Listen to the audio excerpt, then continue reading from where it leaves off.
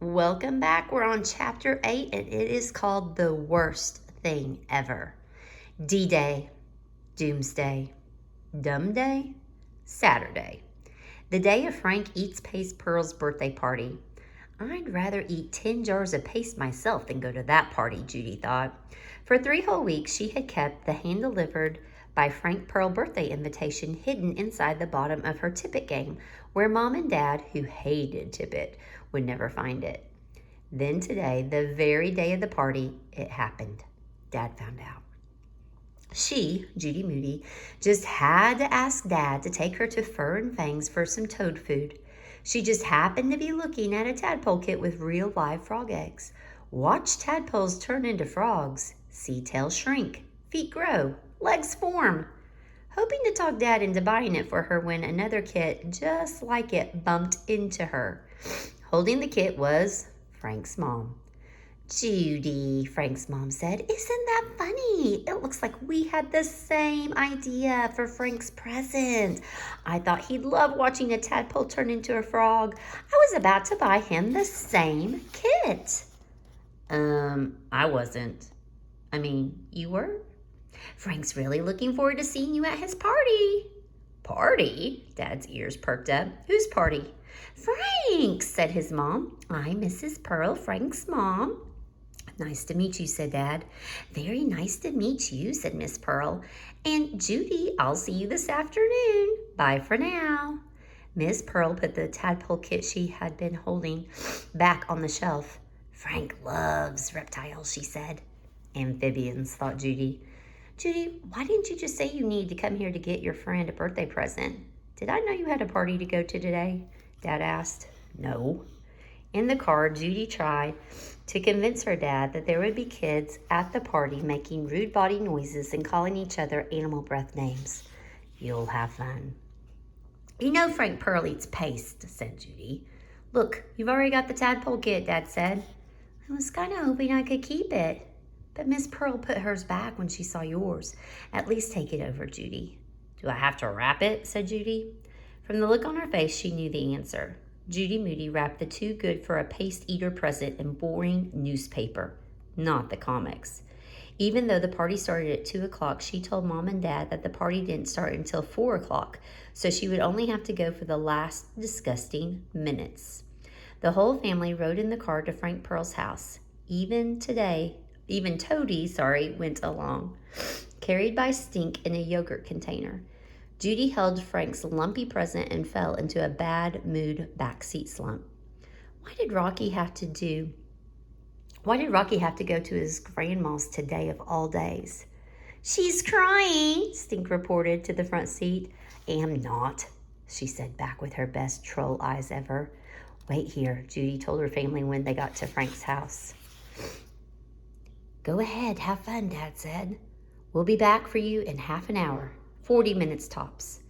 We're only going to the supermarket, said Mom, but they might as well have been going to New Zealand. Miss Pearl answered the door. Judy, we thought you changed your mind. Come on back. Frank, Judy's here, honey, Miss Pearl called out to the backyard.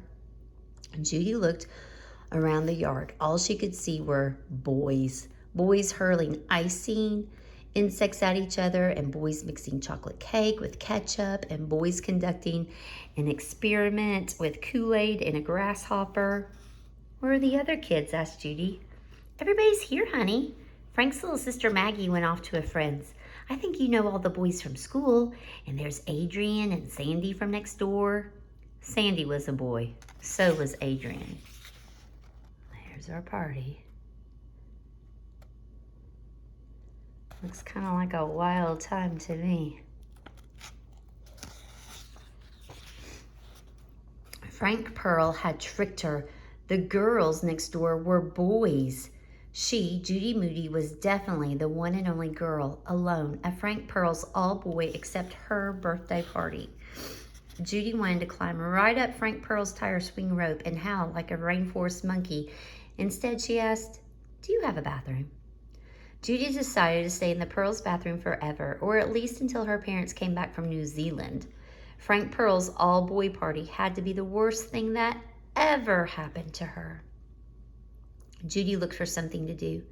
And capping an eyebrow pencil, she drew some sharp new teeth on her faded first day of school shark t-shirt. Rare. Knock, knock. Judy, are you in there? Judy turned on the water in a hurry so Miss Pearl would think she was just washing her hands. Just a minute, she called. Water sprayed her all over, soaking her shirt. The sharp new shark teeth blurred and ran. Judy opened the door. Miss Pearl said, Frank was about to open your present, but we couldn't find you. Back outside, Brad pointed at Judy's wet shirt. You guys, it's a shark with black blood dripping from its mouth. Cool, wow. How did you do that? Talent, said Judy, and water. Water fight! Brad took a glass of water and threw it on Adam. Mitchell threw one at Dylan. Frank poured one right over his own head and grinned. Mrs. Pearl whistled, which put a stop to the water battle. Dylan, Brad, your parents are here. Don't forget your party favors. Mrs. Pearl gave a baby slinky to each kid as he went out the door. By the time she got to Judy, there were no more baby slinkies left. I must have counted wrong, said Mrs. Pearl. Or Brad took two, said Frank.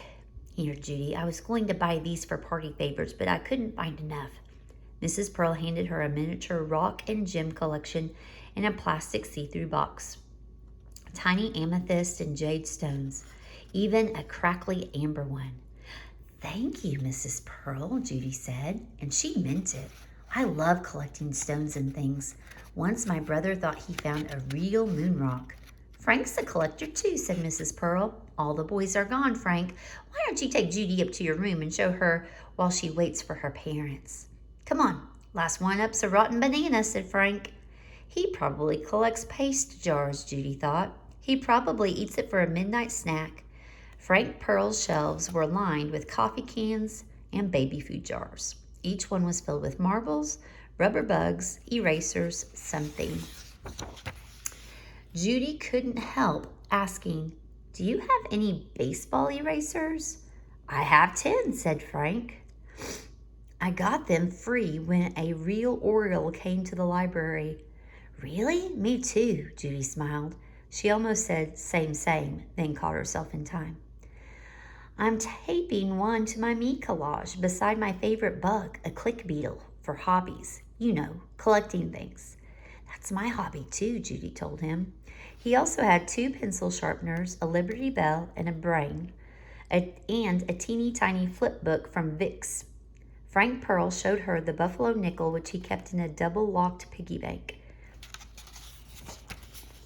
It's not really a collection yet because there's only one. That's okay, said Judy. Frank also had a killer comic book collection with really old ones like The Green Hornet, Richie Rich, and Captain Marvel. To top it off, he even had a miniature soap collection with fancy hotel names on the wrappers. Judy forgot all about wanting to leave. What's that? She asked. A pitcher plant. It catches insects. They think it's a flower, so they land on it.